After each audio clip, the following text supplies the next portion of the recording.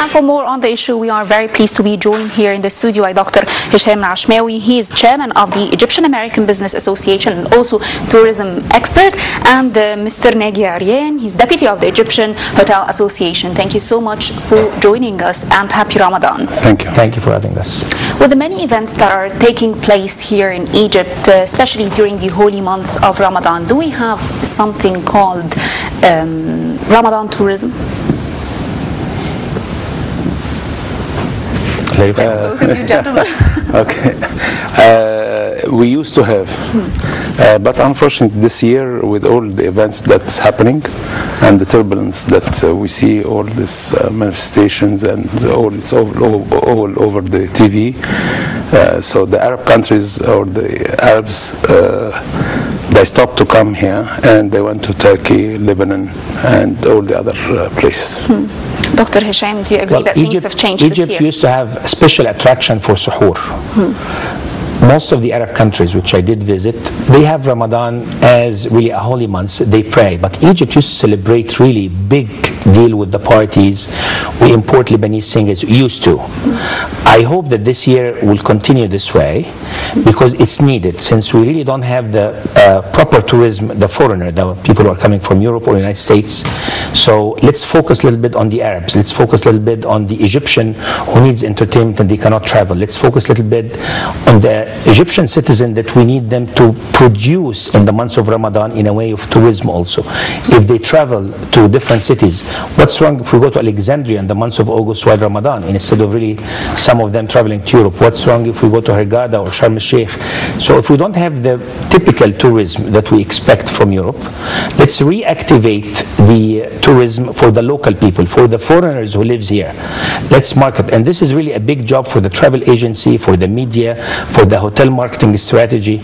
It really needs a team up of the whole issues of the team in Egypt, the citizen, the foreigners, the foreign offices, as I mentioned, the travel agency, in a different way. We have to make really a tailor-made tourism according to the condition we are in. We're very happy that there is no protest for a month of Ramadan. They announced this yesterday, so Tahrir Square will not have any demonstration for the coming 4 weeks. So let's really use this 4 weeks. People usually don't go out of home in the first week of Ramadan because they are not used to the activation of Ramadan, especially in the heat of the months of August, which we're going through, and the humidity. So let's really focus at night. What can people go on the River Nile, on the Mediterranean, on the Red Sea? We have lots of beautiful places if we really focus in the local Egyptian, in the foreigners who lives here, and if we can market, it's tough right now, if we can market the foreigners that we used to have. I was discussing this with Mr. Aryan before we came in. The European market really needs to give him security, to tell them, yes, Egypt is safe, you can come, you can travel, we live here comfortable, there's no problem. There is a problem, so hopefully after the election in the very near future, people will feel safe and come back to Egypt. But Mr. Aryan already said that tourists did not come this Ramadan and went to Turkey and Lebanon.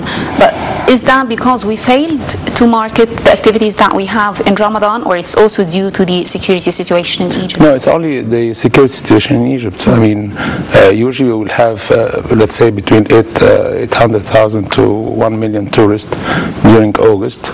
But unfortunately, we will not reach this. Will not reach the half of it, or 60% of it, due to the situation. And if we talk about the 600,000 or 500,000, half million, it would be including the Egyptians that would travel between Sharm el-Sheikh, Hurghada, Alexandria, and all this, because they're considered to be a tourist. What about the nationalities of the tourists who are visiting Egypt? Now we have few Arabs, we have Russians, we have the Egyptians, and we have some English, some German, and that's it. Really, we are very low in this percentage. But how can we tell that if a certain tourist doesn't come to Egypt, they resort to a country like Turkey, Lebanon, the UK, how can we tell? Do they have certain preferences? What are they looking for exactly? It's not the preference. During the summer, what they need the sea and the sun and the relaxation and the entertainment, which we have. And especially in Egypt, we were known as to be a low fare. for the charters, for the hotels, and all the activities. So this is how we succeeded to attract many people to start with. But now with the media, with all what's written in the newspaper and what we see on TV, nobody will come because they will be afraid. They will be afraid to come into a manifestation or a clash between the police and the revolutionary. Let's put ourselves into the tourist person. Why would he come? He works all year long. He needs a vacation. So on this vacation, he depends on safety first because he wants to go back with his family and start working again. So he wants to have a good time. Yes, we do have the sun. Yes, we do have the sea. Yes, we do have reasonable prices, but we don't have the safety yet, according to the media. So we need really to cooperate with the media, not only in Egypt, worldwide. The TV, the newspaper, that really, most of the Egyptians are going to work. Most of the Egyptians are living peacefully. There's maybe some action at Tahrir Square, and this happens everywhere. Exactly. So in London, for example, in the Hyde Park, every day there's demonstration, but this does not affect. It's a new language for us. So we have to explain to the world that we do this demonstration in a very civilized way.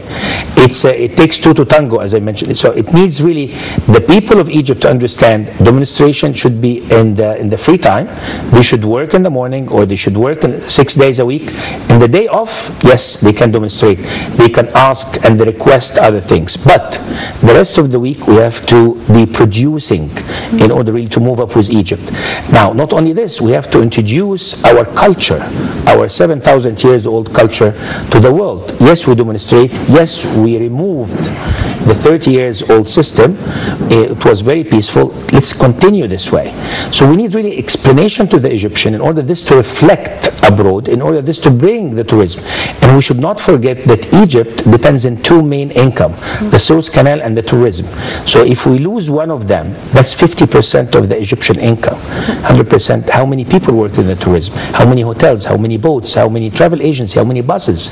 How many people sell to it? How many shops? They sell perfume and they sell goods and gold and stuff like this. So we're talking about millions of Egyptians, maybe 5 to 10 million people, losing their job, are not making the same money. So we have all to focus how to really rebuild the trust to the tourist. Now, if we don't have this trust, we could have replacement for the time being, as I mentioned.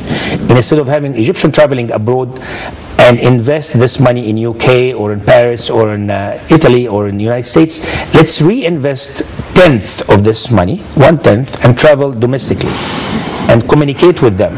Yes, we can bring you whatever abroad here for the time being, for the safety, for the language, for the visa. Some of it, not all of it. Mr. Arian, you seem to have a comment. Of course, he was not very happy about.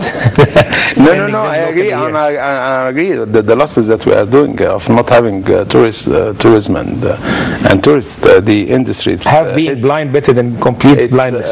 That's what I'm trying to say. It's completely hit. I mean, it's. But still, what is the strategy to attract Egyptians? Because the economy is bad, generally speaking. Even with the Egyptian, for instance, okay, let's say the month of July and end of June, after the exams and for the students, people were thinking twice to go to Alexandria, to go to the North Coast. They were thinking, they were afraid. So even the question of tourism is when you leave your home for a long period or a long weekend, you need to feel safety. The safety, it's a must everywhere in the world. And I'll